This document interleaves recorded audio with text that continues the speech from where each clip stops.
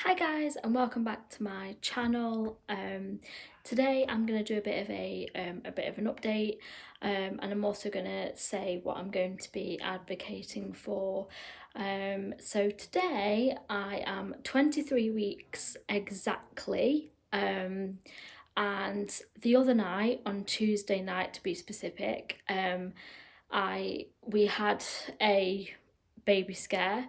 I'm trying to think what time it was. I ended up in hospital for about 3 or 4 hours. It was a bit of a nightmare, but luckily everything turned out okay. And all it is just that I have another infection, and it could have brought on early premature labour. So they were just monitoring me for that because I had some bleeding and a lot of cramping, and they thought that the cramping was due to contractions, and it actually wasn't in this case. They put me on the monitor, they put the baby on the monitor, and the baby's heart rate was absolutely perfect.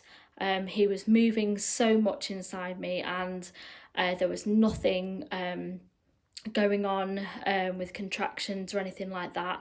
They did try and check my cervix, but that kind of didn't go to plan. I'm not going to go into too much detail about that because it is kind of a bit too much information for social media. But if any women who have had babies and are watching this, that you'll know exactly what I mean. I'm just so grateful, because my midwife told me to go in hospital, and I did. But basically I was at clinic on Tuesday morning and they ignored me. I had a sample taken, a urine sample, and they just ignored the symptoms that I said, including the ones that were in my sample. So that was not good. So that's basically, I wasn't really happy with that. Me and my husband, we're not going to put a complaint in, but we are going to talk to my team when I have my 24-week scan, in about 10 or 11 days from now. And then we are going to just mention it that my GP has basically said that every single sample that you do, if it has even the slightest bit of an inkling of an infection in there, he wants me straight on antibiotics.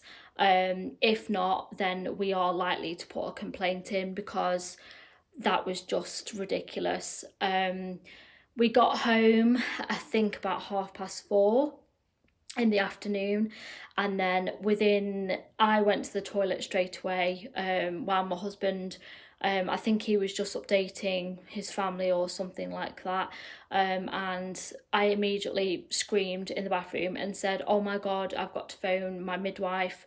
I didn't phone her, I just texted her. She is the most amazing midwife that I've ever had.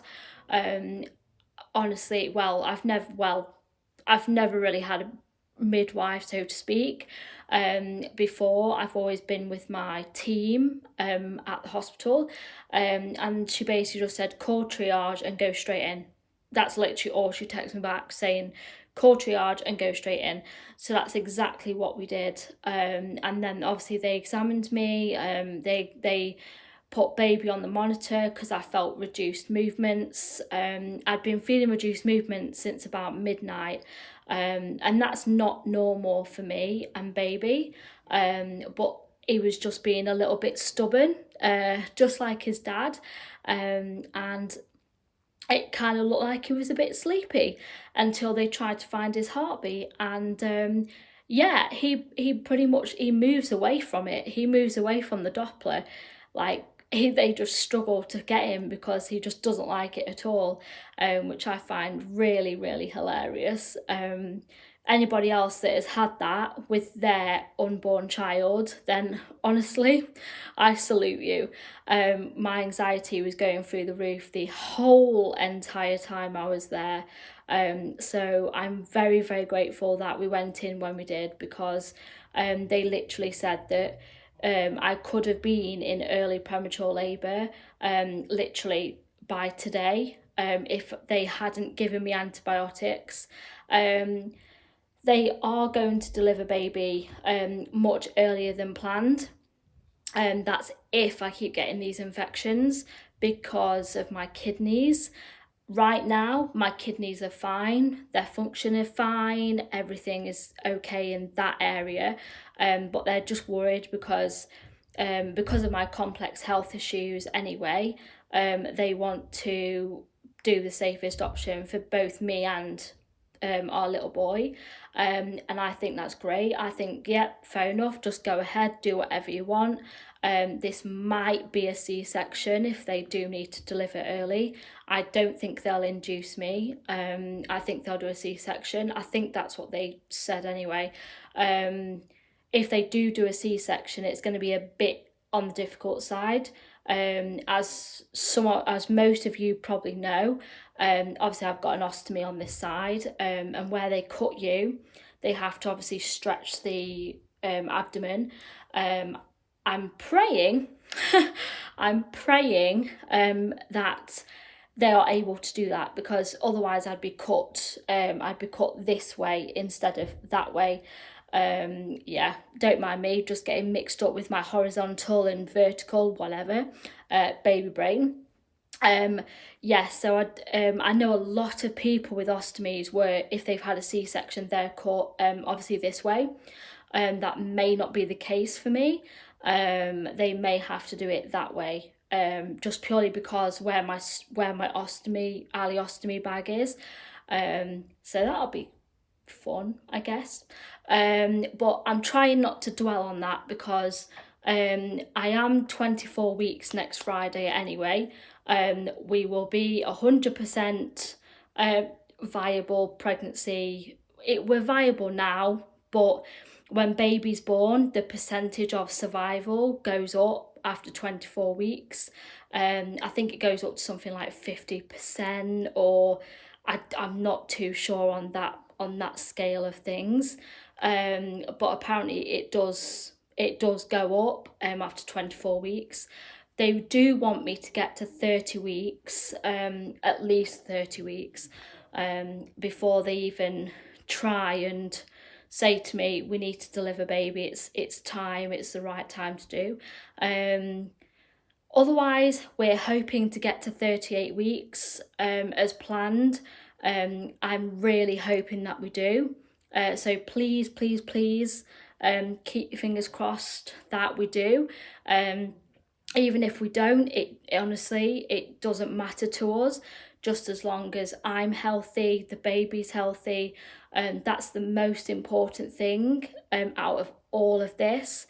Me and Josh, my husband, we basically said to each other, this baby is the priority now.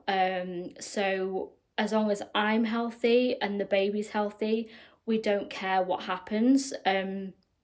Just as long as they can obviously help us. But yeah, trying to keep positive about it all, because we've got this far, and to be honest, I'm enjoying every single moment with his little kicks and his little movements in there. Very, very surreal.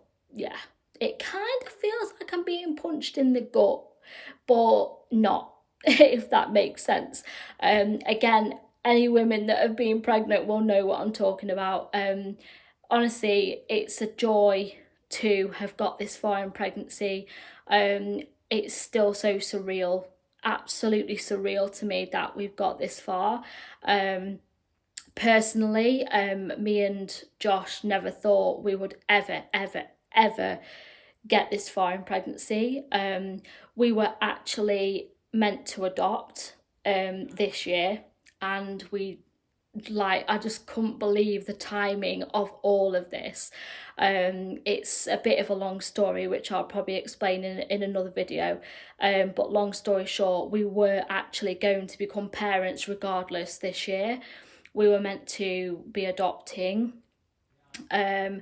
Obviously that takes a very long process, but what I mean is that we were meant to basically go through, it was like the first and second stage of adoption, and then the third stage would be actually adopting the child legally, which would have been probably beginning of next year. So honestly, it's quite funny how all this has sort of happened in this time frame. Obviously we're not adopting, obviously, but yeah, so that comes to my next subject. I'm now going to be attempting to advocate for infertility. A lot of women go through infertility, and it's, I don't know how to explain it. Me and Josh have been through infertility. I've been through it. I've got it. It is the most heartbreaking thing that any woman can go through, before before having their child. I know a lot of women who have lost their children, like me and Josh have. It's Hearing their stories is just so heartbreaking, and my heart goes out to every single one of you that, like me and Josh, have lost babies or young children or even teenagers or fully grown adults. The pain of losing your own child is like no other, and the journey that me and Josh have come on to get there, that's why I'm still so anxious every single day, because I've now got PTSD. I actually officially got diagnosed a couple of months ago, and that was a bit hard to hear. I kind of already knew that I'd got it, just basing it on my symptoms really, but I didn't want to say it out loud. I didn't want to, say it literally, out of my own head. So hearing it from my mental health midwife, that I am officially diagnosed with that, is kind of surreal. Not in a good way, but I'm absolutely fine right now. I just deal with anxiety every day, and I really do want to attempt to advocate for infertility. I have made a new infertility Instagram account, which I will put the name in the description box. Honestly, guys, I feel like I'm clueless. I don't know how to link stuff because it's all on my apps, so I don't know how to sort of link stuff. So I will put in the description the name of the account and all that lot. Please, please, please, if you are just going to send me horrible messages or anything like that, or you're one of the bullies that basically bullied me like quite a while ago with aviation and whatever, and think I'm just ridiculous and disgusting, then please, honestly, just don't bother wasting your time and my time and messaging me, because I will just report you and block you straight away. So there's just no point in even messaging me or even following me. I do check all my followers, so if you're going to be a spammer or anything like that, then please don't follow me. That's not the reason why I've made the account. I'm generally going to start trying to advocate for a cause for so many women's heartbreaking journeys on trying to get to motherhood. So please, please, please try and just respect that.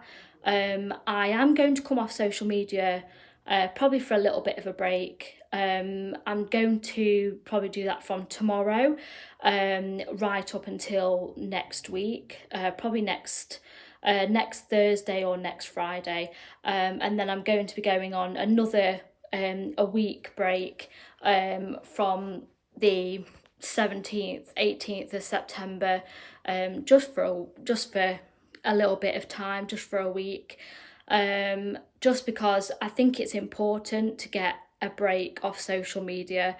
It can be so toxic. As I said in my previous video that I posted a few days ago.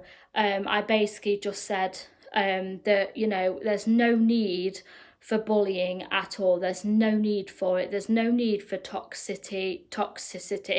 Blooming heck, can't get my words out. There's no need for it at all. I've done nothing wrong to you. And if you think I have, then great, you can message me about it, and we can, and you know, and you can say what I've done. But I very rarely speak to anyone now. I only speak to my family, really, and I speak to Josh. I speak to a few friends here and there that I know that I can trust. I barely speak to anybody else. Just purely because I can't be dealing with social media and bullying. I know I've got a lot of support behind me, and I'm so grateful for that. I really am grateful. But yeah, I'm going to cut the video now. I'm going to try and edit it, put a thumbnail in there, because I now know how to do that. I can't believe I didn't know how to do that. That's ridiculous. But yeah. And we will, I'll talk to you in the next video, I guess. I hope you all have a lovely weekend, whatever you're doing. I think it's the bank holiday weekend. Correct me if I'm wrong. I've been hearing a lot about bank holiday, and I'm thinking, is it this weekend? Is it next weekend? So whatever you're doing, have a wonderful weekend. And I will catch you in the next vlog. Bye.